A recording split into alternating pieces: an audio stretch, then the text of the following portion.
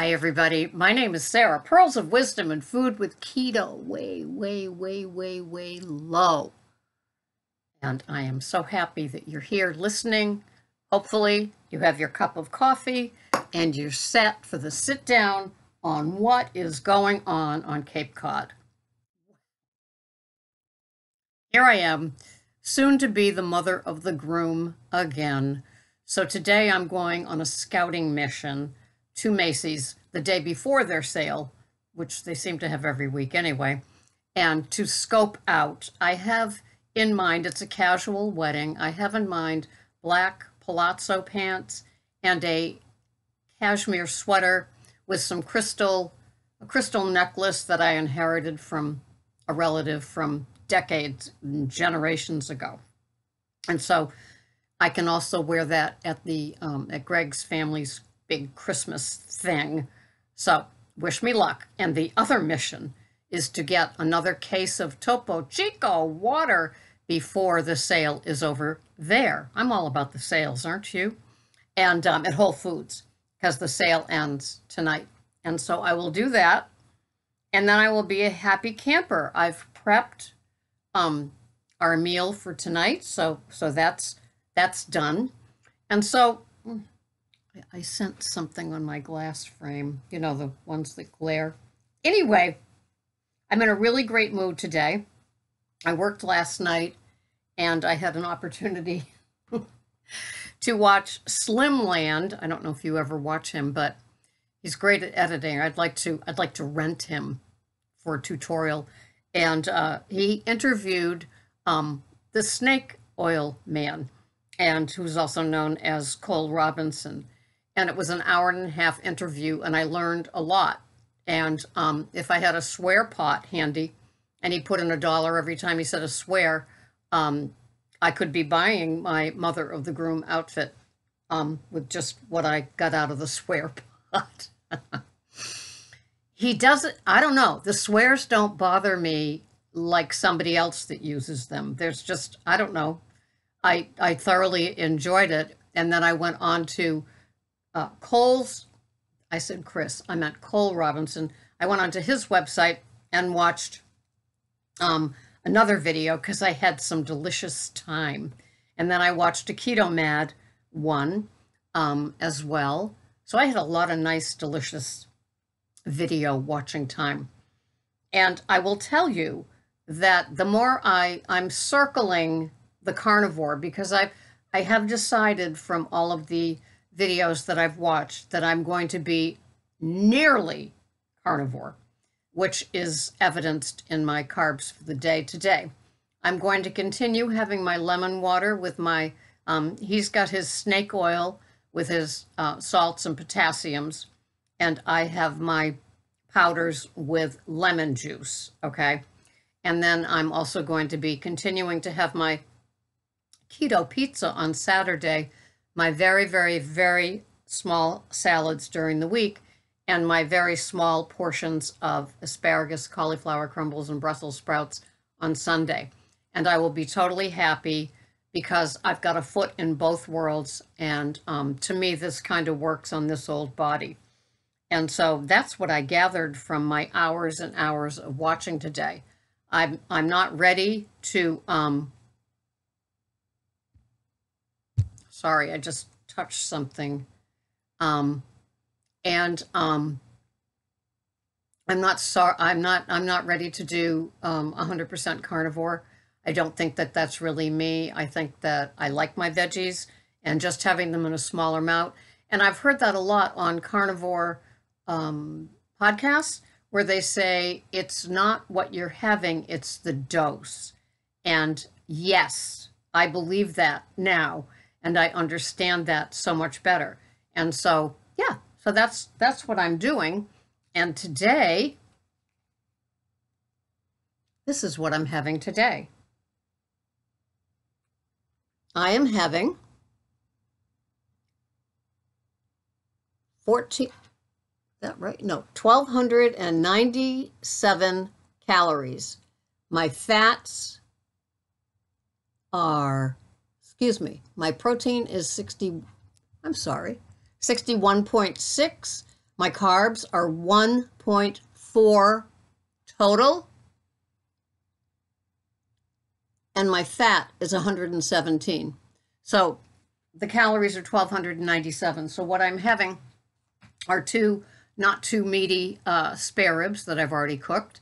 I'm having 6 ounces of the chuck roast that I cooked, and I've even got a smaller glass dish now, and it's pastel.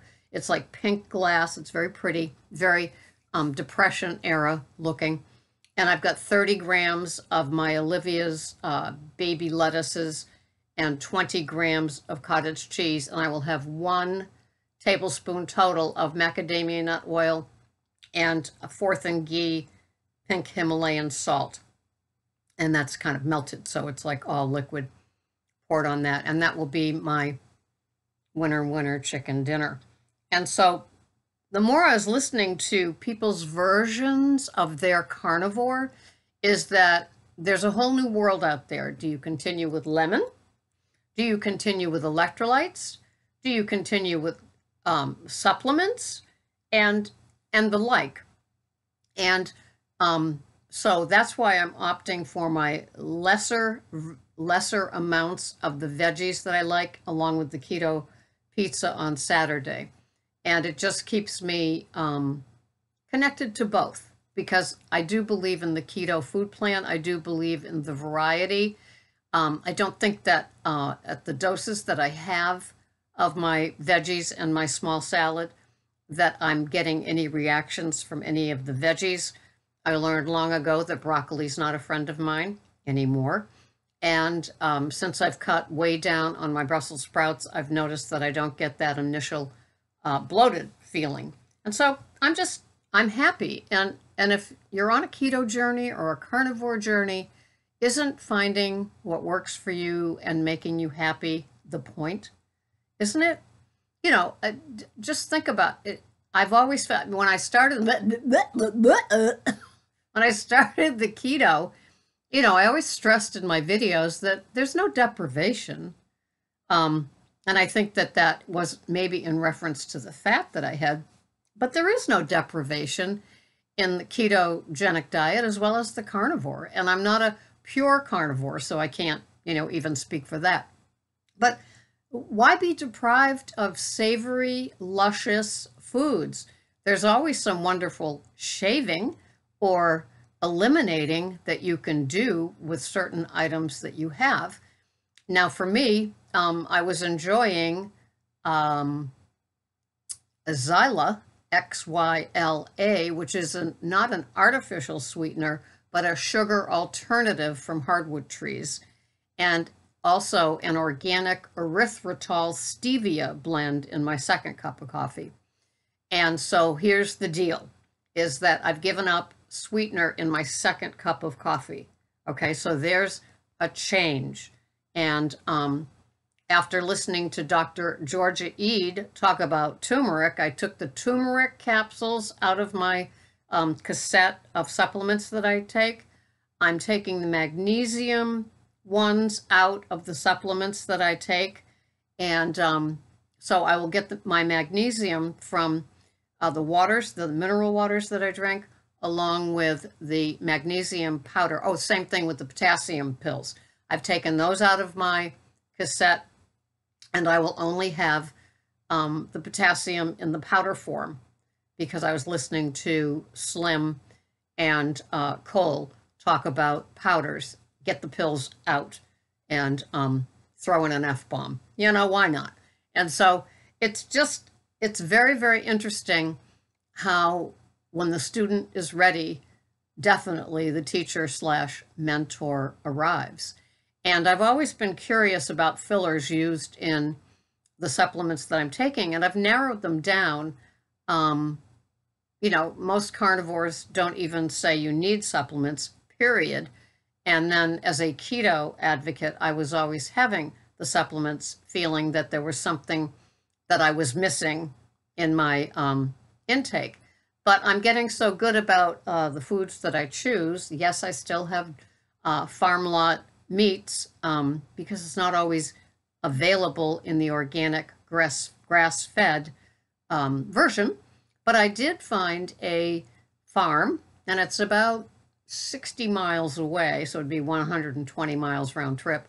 And they do have, it's organic, grass-fed, grass-finished beef. So I've convinced Greg that maybe we could take a little drive there and just sample their fares, and if it works, maybe get some beef to put in the freezer that I currently have no room for, which would mean use the stuff in the freezer, girly. Okay. So, and then I've also been doing my homework about, oh God, solicitates, oh God, come on, Mike from Keto Mad, help me with this. And one of the things that they said was absolutely no gum chewing. So this is for you, Keto Mike. I'm glad I already quit the gum chewing habit that I had for decades. I mean, we're talking, probably since I was 10, decades and decades of gum chewing. And I gave that up a couple of years ago. That's when Mike first decided to call me girly, because I called myself girly. And I wasn't realizing how many carbs were in all gums, like 1 or 2. And so out they went. And even though I went to Trader Joe's and found Velements, which had less than 1 carb in each little chiclet, I decided to give them all up. I tossed them all. And it was like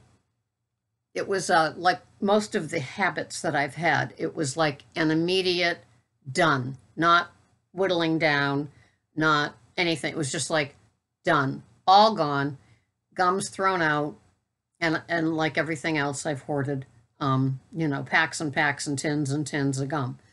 And so there are, whatever that word is, in them. And I look at that word, I study it, and for some reason I can't get it up and out, but do your research. You'll be amazed. So that's one thing that the carnivore world is teaching me, that you can go so much further.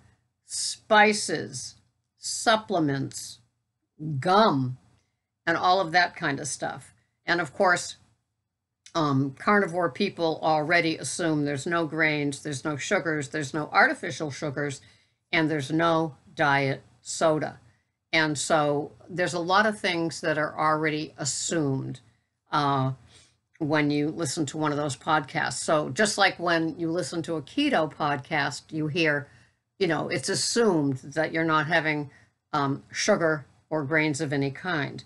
And so I've just always said, if you're not having artificial sweeteners, fruits, diet sodas, grains, or any sugar, then you're doing right by me in your keto world. But you can do so much more.